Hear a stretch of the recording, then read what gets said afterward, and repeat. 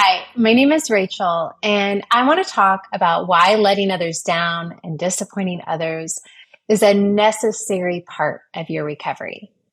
Now, listen, I know that this seems like a silly topic and it's not going to be relevant to all of you, but I really wanted to reach out to my sisters and my brothers who do struggle with the idea of letting other people down, who hate the idea of disappointing another human, who may tend to say yes often or always, and who have some people pleasing tendencies. Look, recovery is a time in which your mental, physical, emotional, spiritual well being is just kind of in upheaval, right? I mean, there's just so much going on. Your world has been flipped on its axis, the rug pulled out from under your feet. And so it may seem ludicrous to think that something like people pleasing or avoiding disappointment will even be a thing during your recovery. But I can wager a bet that if you had these tendencies or these bents prior to your discovery, you may find them coming back in as you're trying to heal and recover. I know for myself as a person who did struggle in these areas and still does at times, I did not realize that it would pop back into my recovery. You know, the people in my life are used to me functioning in a certain way. I am a mom, I am a wife, I am a daughter, sister, friend, business owner, and people are used to me giving of myself, giving a lot of my time, my energy, my resources. And so when some of that started to change for me, some people didn't really know what to do about that. In one such instance, a few months into my recovery, I had hosted a friend and her kids to come and stay with me and my daughters. I thought that at that point I felt up to the task, but it was a wonderful time. We truly had great connection time, played with water balloons with the kids, and ate copious amounts of ice cream.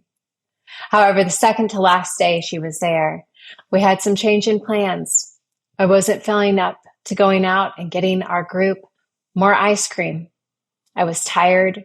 I had been triggered earlier that day, and I just didn't feel up for it.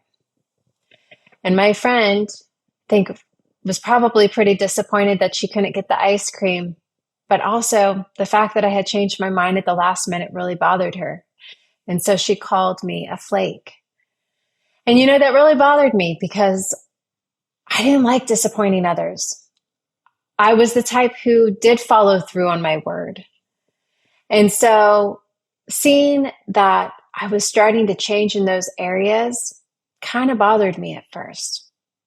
But I'll tell you what, I realized the more that I delved into my recovery, the more opportunities I had to say no, or I'm sorry, I can't do that right now, or I can't take that on right now. And you know, there were some people in my life who really understood that and who could respect that and honor that. But there were other people in my life who couldn't understand and who didn't like me saying no to them. And so I want to encourage those of you who do struggle and have some people-pleasing tendencies. You know, this is a time in which the priority is you. Like John and Leslie talk about in the Harboring Hope class, this is a time when you can take extras off your plate and really use your time and energy and resources to recover and to heal and to focus on your physical, mental, emotional, and spiritual well-being. It's a time to also surround yourself with individuals who can respect your boundaries, who can show you grace, compassion, and understanding. And it's equally important to show those same things to yourself. Brene Brown reminds us, daring to set boundaries is about having the courage to love ourselves, even if we risk disappointing others. We will disappoint others as we recover, but the important thing is to try not and disappoint yourself. Take good care of yourself. Give yourself grace. Show yourself understanding and compassion.